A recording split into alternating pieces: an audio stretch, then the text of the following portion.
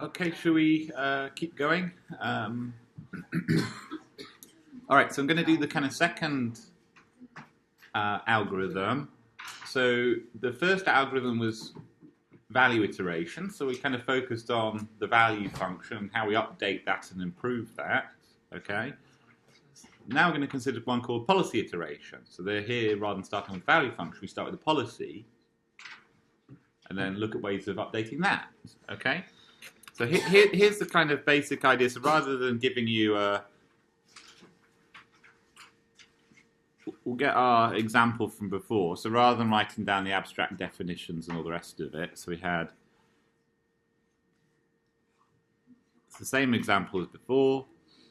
We've got a reward of, I don't know, 1 for being here, was it? And then it's 2 for being here. And the game ends when you either reach the 1 or the 2. Okay? And we've got our little robot friend again. Okay? Okay? Okay? Right. So before what we did was we kind of took values for each of these squares and then kind of sequentially updated them. All right? In this example, what we're going to do is we, instead of starting with the value function, we'll end up with values, but what we're going to do is we start with a policy. Okay? So we just choose a fairly arbitrary policy to start with. It might be, you know, if I'm in this square, I go right. If I'm in this square, I go left. And maybe here, in these two squares, this square I go right, this square I go right, and if I'm in this square I go left, for example, and this square maybe I go right. Okay? So I start with the policy. Okay? And then what I do is I evaluate the policy and see what reward that's going to get me if I just run that policy over all time. Okay? So, if I started in this square, okay, and I ran this policy that I've written down here for the lefts and rights forever, how much reward would I get from this square, from this policy?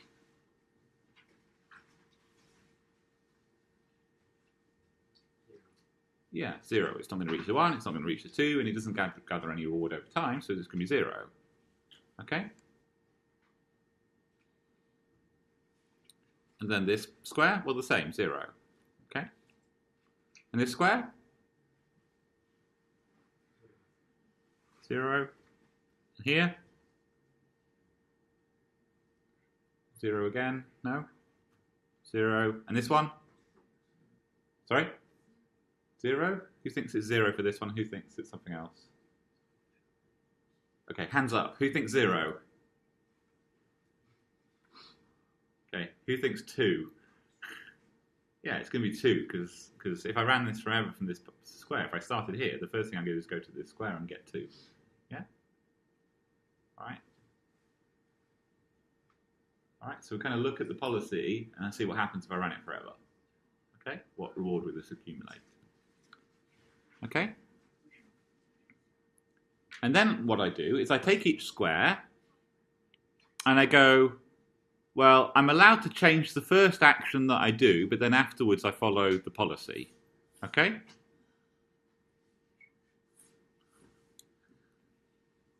So, for example, if I was at this square here, I'm allowed to change the first thing that I do, but then from there afterwards I have to follow the policy as it's given here. All right? Okay, so if I'm here, what would I do for the first action? Go left, yeah? If I keep going right, okay, and then I follow this policy, I'm going to get 0, okay? But if I go left, then I get a reward of 1, okay? So I'm going to change the policy for that square from being an arrow this way to being an arrow that way. What about this guy? Well, I'm currently going left, and I get a reward of 0. Okay? And here, and if I changed it to go right and then followed the policy, I still get 0. Okay? So in some sense, there's no point in changing. Okay? So that stays like an arrow like this. Okay? What about this one? Well, if I go left and then follow the policy as before, my reward remains 0. And if I go right and follow the policy as before, it remains 0. So I might as well just stick with the same thing. Okay? Same here. If I go left and then follow the policy, then it remains 0. Okay? And if I go right and follow the policy, it remains 0. So it might as well stay the same. And the same here. Okay? And this one, I can evaluate it. If I go left and then follow the policy as before, I get 0. And if I go right and follow the policy as before, I get 2.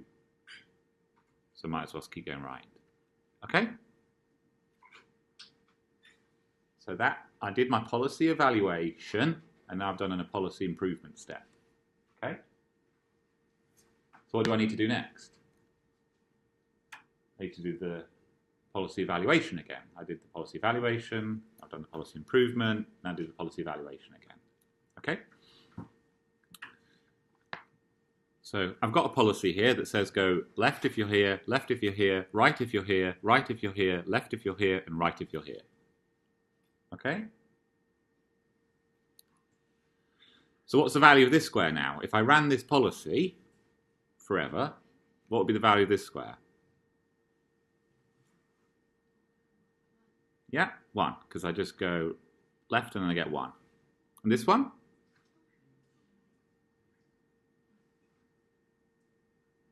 So who says 0? Put your hand up if you think 0. Put your hand up if you think 1. Put your hand up if you think 2. Okay, you're correct, 1. Okay? Because if I ran this policy forever, I go left and then I go left, and then in 2 steps I'll be done. And I get a value of 2. Okay?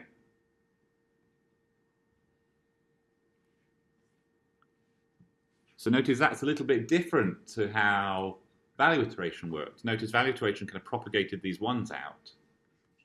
So it's sort of like as a 1, and then as a 1, and there's a 1, and there's a 1 after each iteration. Whereas here we're kind of getting a batch of 1s. Okay? Okay, what about this square? Yeah, 0, correct, great, thanks. Because I go left, and then I'd be stuck going left and right, left and right, left and right, left and right forever. Okay? Same here. Left and right, left and right, left and right. Or right and then left and right and then left, rather. Okay? And this one? 2. Okay? So I've done 1 iteration now of the policy evaluation step. Okay? So I've done the policy evaluation, now what do I do?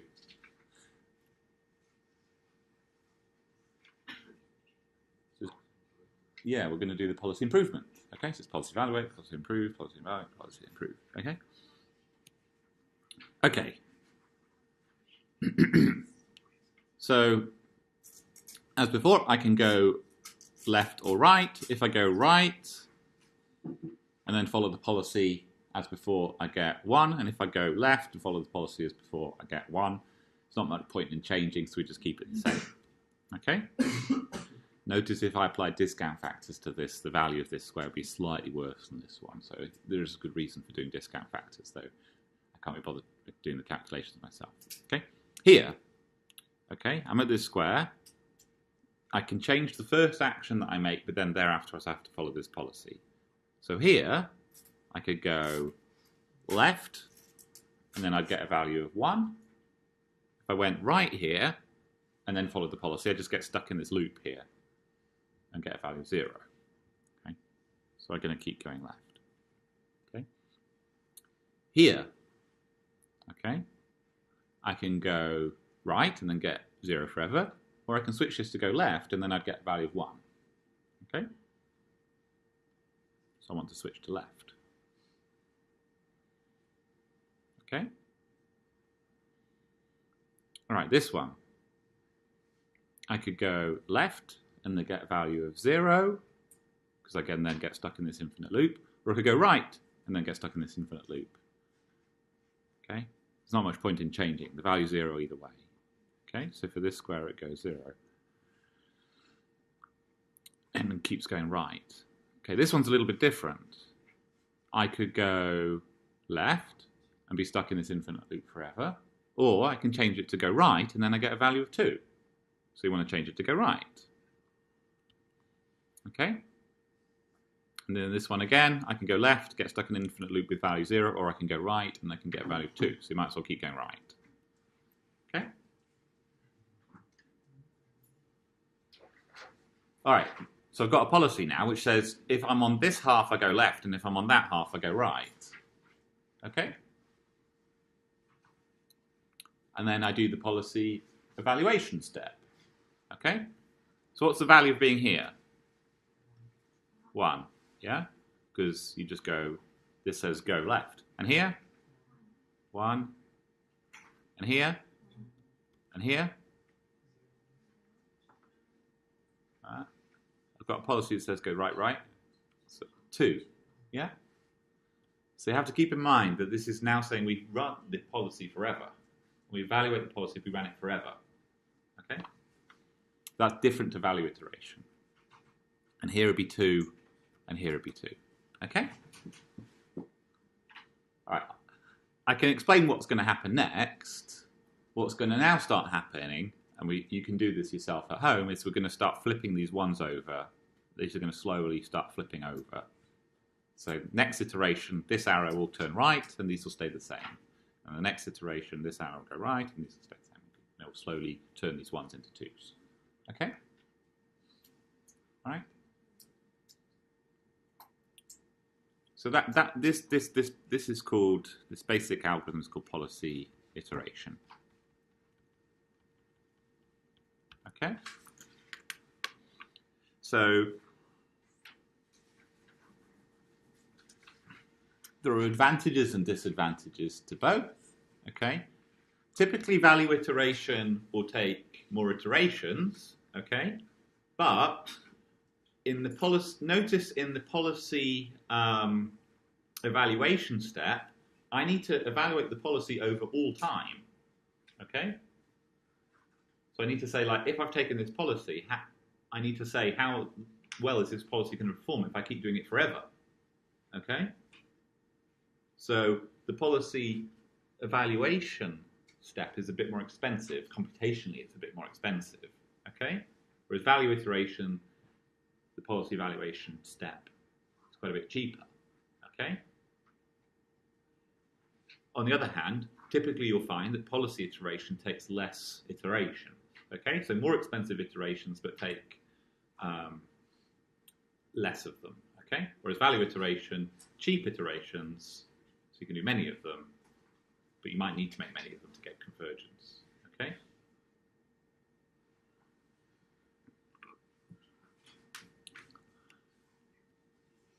Another point you can make is if we've got a finite set of actions, okay, this is going to explore that finite space of actions and then thus is guaranteed to converge to a policy, okay, an optimal policy. Whereas if we take, say, value iteration, those values might not ever converge. They'll just get, the errors will get smaller and smaller and smaller. You know, you go to like first 2 digits accuracy to first 3 digits accuracy to like, you know, first 10 digits being accurate. But they might never converge, okay? So that's the difference, okay? All right, so now let's give like a formal definition of the policy improvement. Policy iteration. Okay, so we're just going to sort of write down in mathematics what I've just described there on the board, on the paper there. Okay. Okay. So for policy iteration, we're going to consider a discounted program with rewards are XA and a discount factor beta. Okay, I could do this for non-discounted programming, but I don't know, it's just easier to do the proofs and things. Okay. Okay. So policy iteration, we start with a stationary policy. Okay.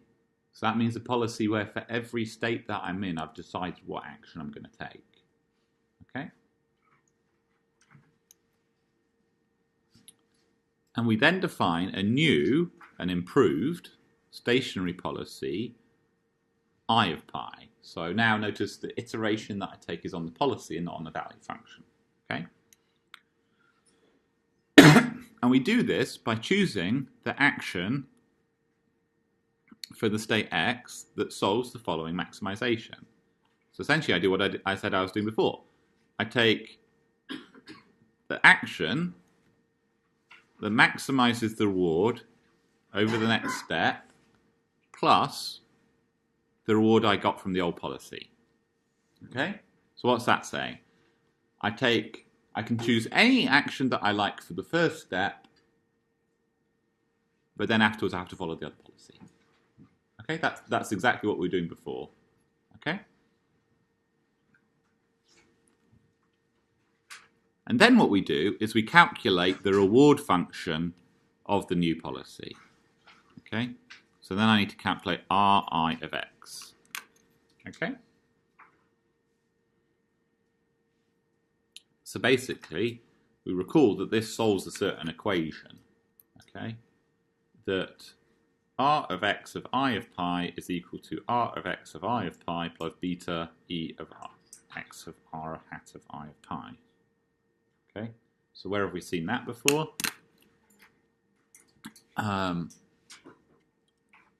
So note, if we go to our,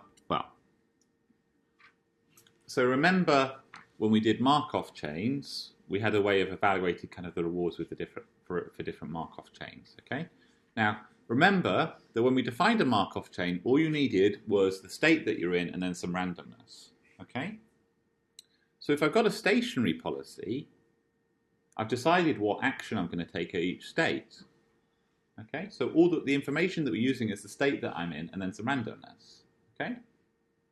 So when I take a policy associated with the stationary policy, it defines a Markov chain.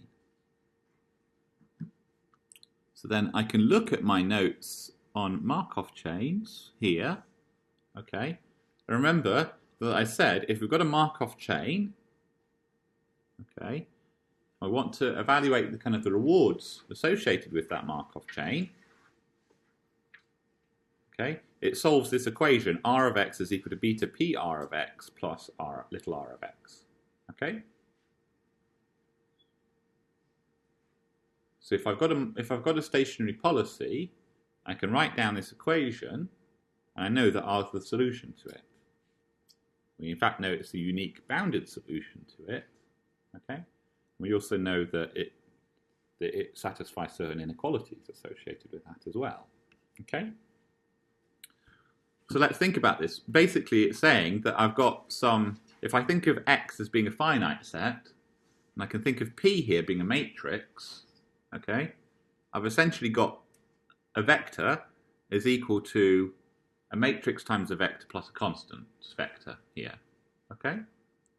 So if I was given the reward function, little rewards R of X, and I was given the discount factor, and I was given the transitions of the Markov chain, I can solve for R of x essentially by solving a set of equations for matrices and vectors. Okay? So what I'm sort of saying here, and we'll write this down in a minute, is that note that R of x, I'll write this down later in your notes as well, so don't worry too much about writing now.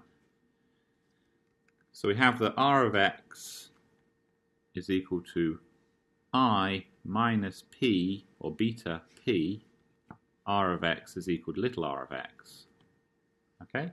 So R of x is equal to the inverse matrix of this. We've got this matrix, the identity minus beta of p, where p is the probabilities of the different transitions of the Markov chain. We take the inverse of that and apply it to the reward function. Okay?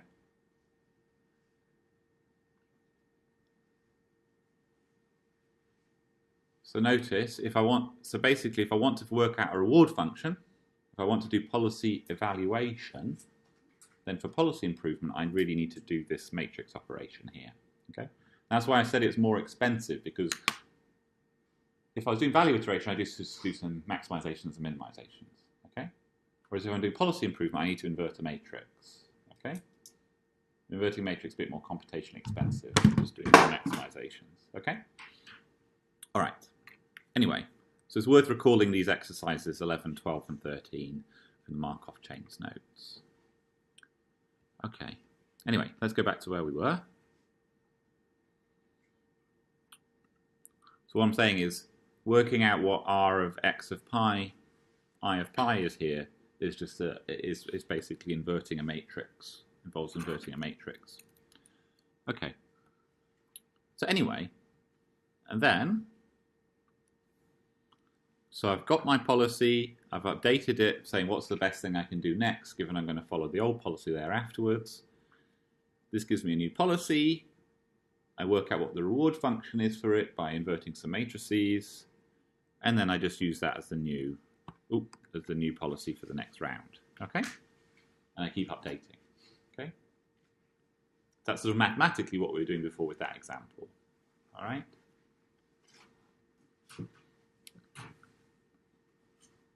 And then we want to kind of decide if actually that's a good thing. So the theorem we're going to prove is basically the same thing we did for value iteration. Firstly, that under policy improvement, it improves the rewards at each step of the algorithm that you actually get a better policy that's actually going to give you higher reward.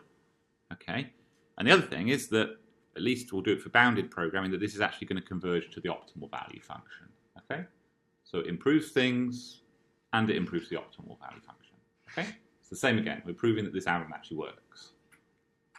Okay? So any questions about that? Okay.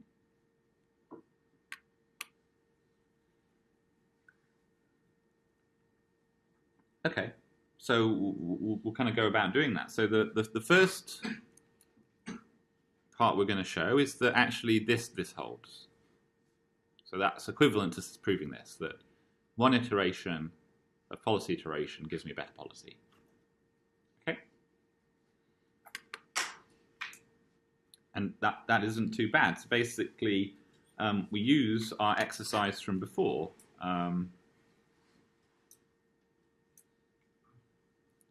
So let me pen here. So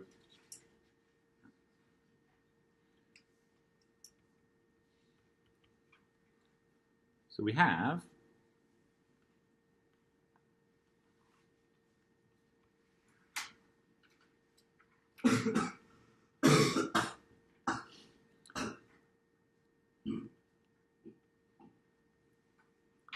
the reward function for policy pi, okay, is equal to the instantaneous reward of that policy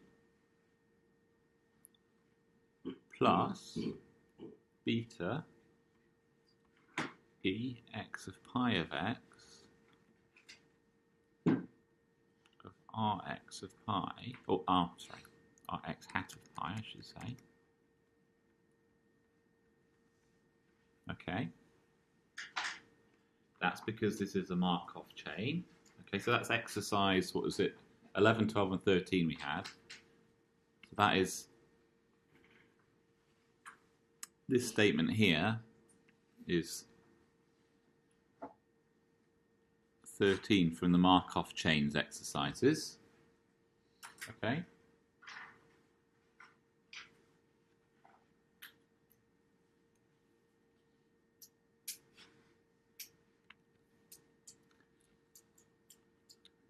Then, by definition, in the policy iteration, we take something that maximizes this expression. So we choose the action here. Rather than having pi of x here, we choose something that's better. Okay?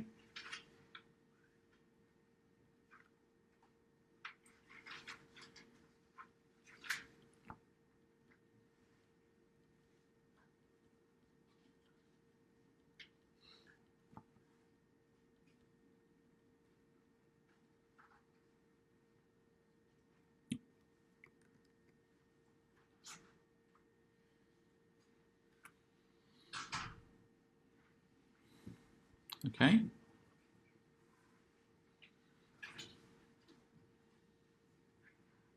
So what we've got here is a policy where r of x of pi, okay, we've got some function Rx of pi that says if I follow this policy, then that function satisfies an inequality here, that is less than this. Okay, I'm just going to track back to the Markov chains notes. Okay, so keep that in mind, that we've got an inequality here with R and R here for policy pi, and actually here we've got the action taken from I of pi. Okay, so the action is taken by I of pi, but the reward function's for pi. So let's just skip back to those Markov chains notes. And Markov chains notes. This says that if I follow a policy, okay, and I've got some other function that satisfies with inequality here, then I've got an inequality for the function compared to the rewards of the real function. Okay? Now, actually, we're going to use this the other way around. I'll just make a point that we can also have exactly the same lemma, but with this the other way around. Okay? So rather than having R tilde in this lemma is going to follow, we're going to basically apply this exercise 13, okay, with P being the transition probabilities of policy I of pi, and with R tilde here being the rewards from the policy pi. Okay? So I can directly apply exercise 13 here. Okay?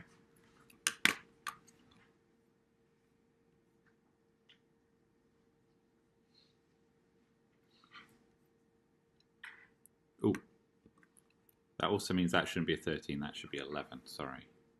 Wait a minute. So that should be 11.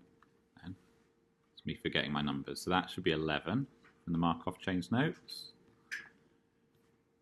And this implies, by exercise 13 of the Markov chains notes, okay, that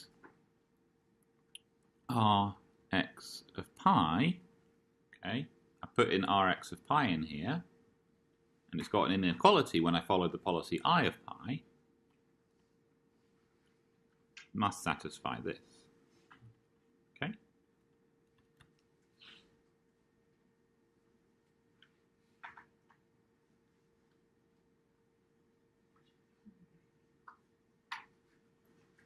Okay.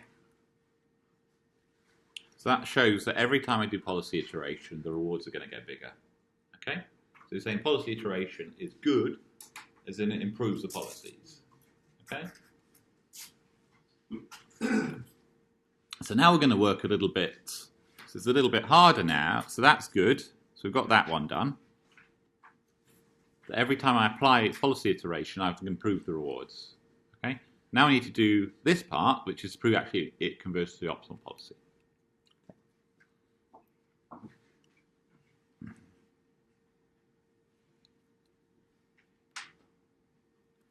Okay, and I noted when I was preparing for this lecture, this inequality is the wrong way round. It should be this way round, so typo there for everyone. That should be that way round. Okay.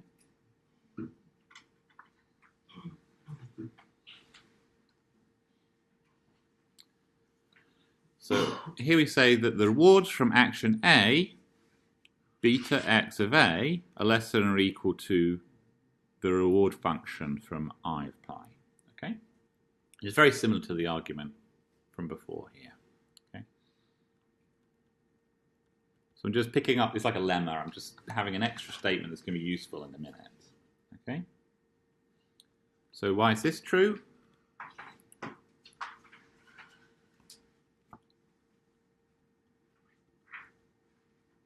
So if I look at this part,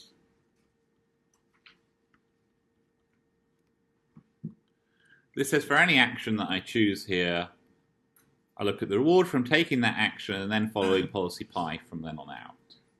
Okay, that's the interpretation of that equation.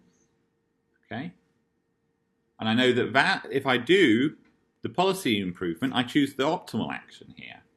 Okay, so that's going to definitely improve things if I replace this with the policy that I followed under policy improvement.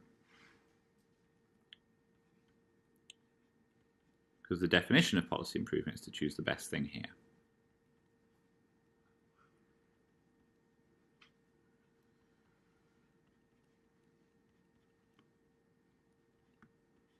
Okay.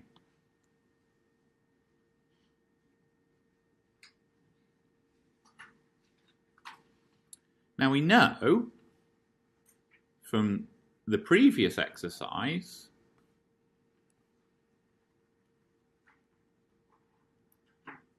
exercise 23 above, that this is less than this. Okay? So I know that if I, rather than doing the first step according to the new policy iteration step and then following pi, if I did this and then I followed I of pi, it's going to be better. Okay?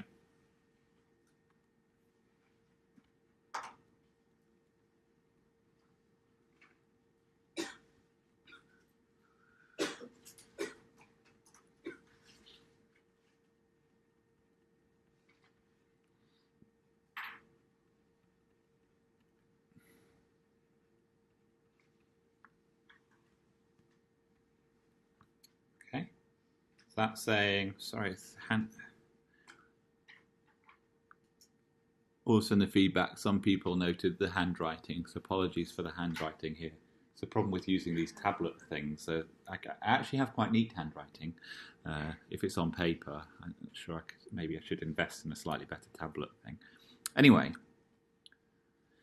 so what have I done here? I've basically said we know that if I followed I of pi here, that improves this. And this is saying now, if I follow the improved policy for the first iteration, and then I follow the improved policy for all iterations afterwards, then that's better. Okay? But if I follow the improved policy for the first iteration and all iterations after, then this is just the reward from that policy, isn't it? Okay? So this is really just the reward, okay, from starting at state X and following the policy, the improved policy. Okay? Or alternatively, you can note that is just exercise 11 from the Markov chains notes. Okay, so that's really the step from here to here, formally speaking, is exercise 11 from the Markov chains notes. Okay?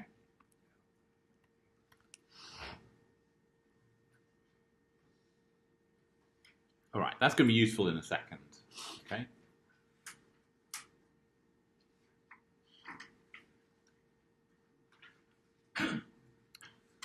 So just to recap, we're trying to show that that this improved policy improvement, the reward function with the different policies converges to the optimal reward. Okay. Okay. So one of the reasons I'm pleased to teach this course to you guys is because it is very useful to be teaching a course to people who've done a course of martingales. So we're going to use a martingale type of argument to prove the last part. Okay.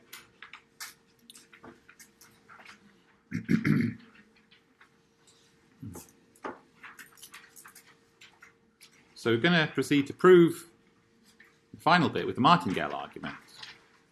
Okay. Here, I'm looking at what happens if for the first S steps,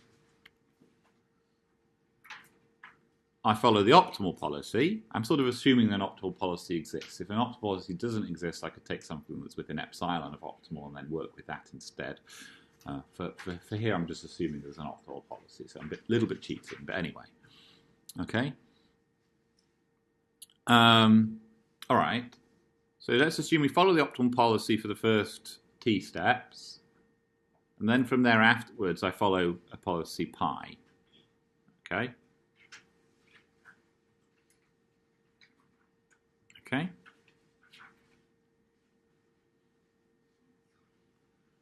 And we're going to assume what I'm going to show is that this term m is a super martingale.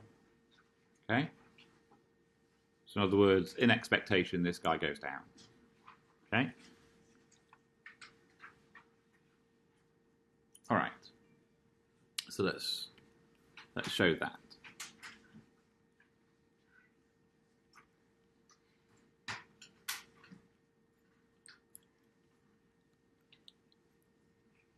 So I'm going to take the expectation of the difference of these two terms, so the t plus 1 term and the teeth term. And then going to condition on the filtration of the optimal policy taken at time t. Okay, so by the filtration here I mean the sets of actions and states visited by the optimal policy over t steps. Okay, and then I look at these two terms, look at the difference between the two of them. Okay, so we're going to pick up one term for this lead term here, and then we're going to pick up one of the terms from the sum here. Okay, so you can check that this is equal to, I've realized there's some typos in the notes and the answer for this, I need to correct those, but what we're going to end up with here is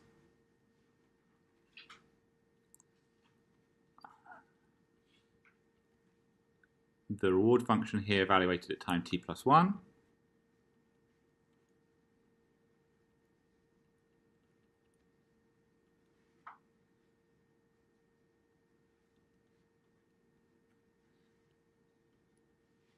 Then one of the terms, the top term from here, evaluated at time t.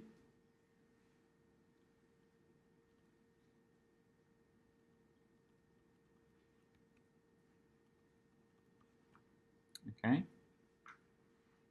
And then minus off one of the terms here from time t, rather than t plus 1 here. Okay.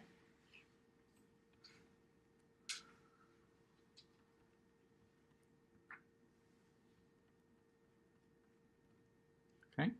And this is all going to be taken with filtration at time t. Okay, so just basically looked at the two terms here. All right.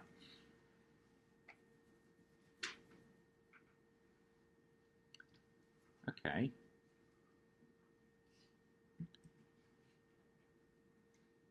So now I can do a little bit of kind of the tower property. I can look at how, given the state at time t, and given I'm taking the optimal policy at that step, we can then take the expectation of this guy for the next step.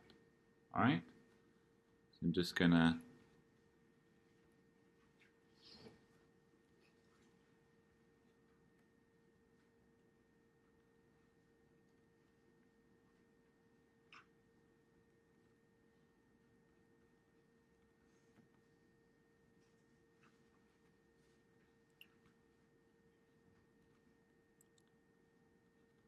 apply a bit of the tower property here.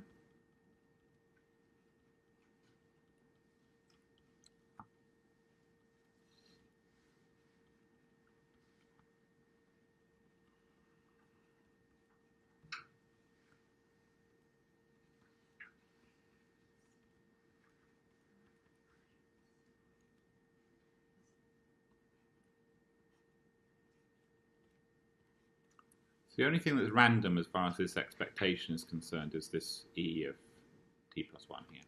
Okay?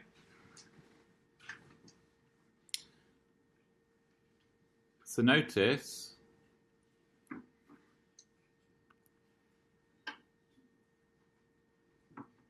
that this part here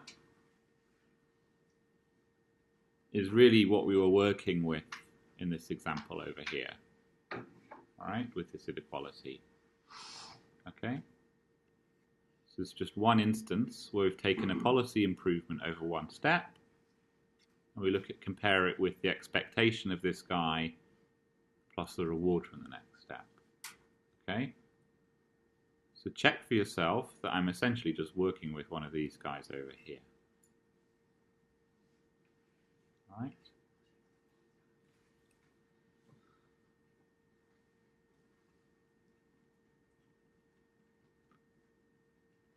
Same as in exercise 24. Okay? We know from exercise 24 that this is less than or equal to 0. Okay? So this whole thing is less than or equal to 0. Okay?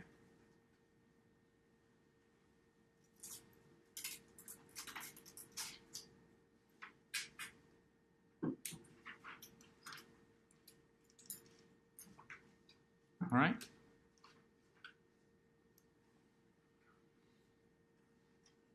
So this martingale, or it's not a martingale, it's a super martingale, it's going down. So let t get bigger. Okay.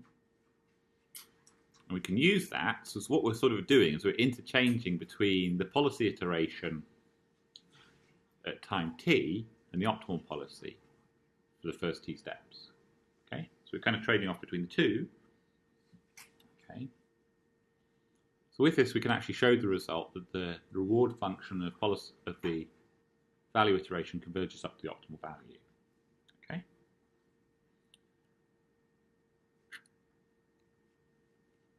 Okay, so let's do that. So it's not an easy proof, this one. I'm not sort of, it needs to be broken down into a few steps. I'll also note that where you can find a very similar proof. I kind of read this proof. So it mentioned this James Norris book on Markov chains, and they kind of go through this proof in there as well. So that's where this one comes from. So you can have a look in the kind of final chapters of that. It's the same sort of argument. Okay. So anyway, since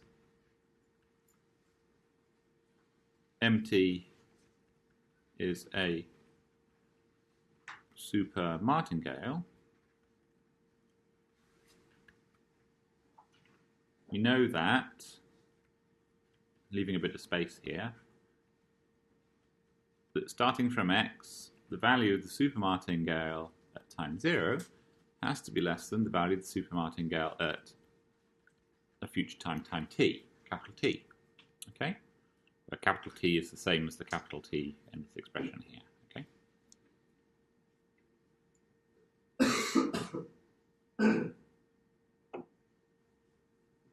Now you can check for yourself that the value of the martingale at time 0 means that you don't do any steps according to the optimum policy. You just do steps according to the policy improvement policy at time t. Okay? Whereas the martingale evaluated at time capital T says do the first t steps according to the initial policy from your policy improvement, and then do everything else according to the optimal policy. Oh, sorry. Yeah. No, sorry, the other way around. You do everything according to the optimal policy for the first t steps, and then from thereafter you follow just the policy you started with.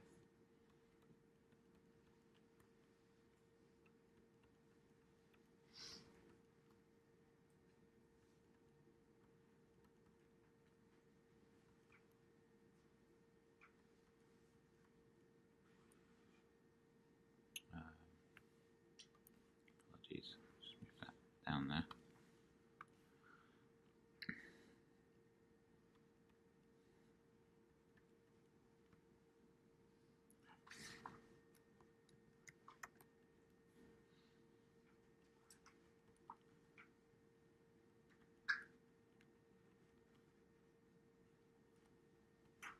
Okay.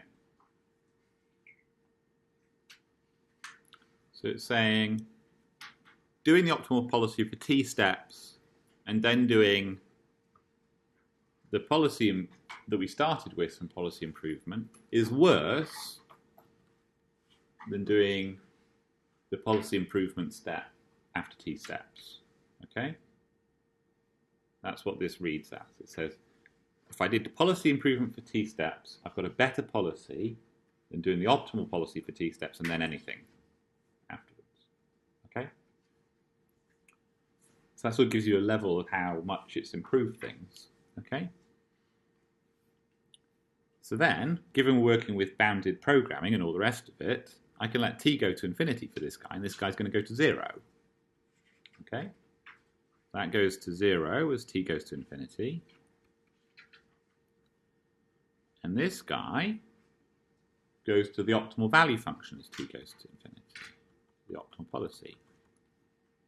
Okay? So this inequality says that if I let t go to infinity,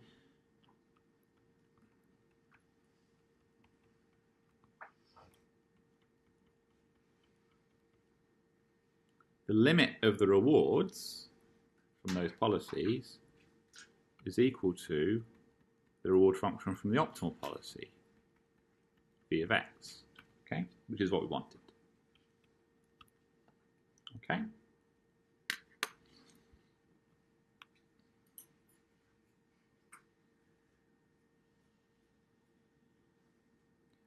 So we need to use a lot more about Markov chains and the kind of properties of Markov chains to do the proof that policy iteration converges. Okay. I won't discuss it at this stage, but there are things in between value iteration and policy value iteration and policy iteration. So notice that value iteration sort of looks one step ahead and then chooses a new policy and updates the values. Okay. Whereas policy iteration, remember from the picture, once we got the new policy, we had to evaluate it over all time steps. Okay?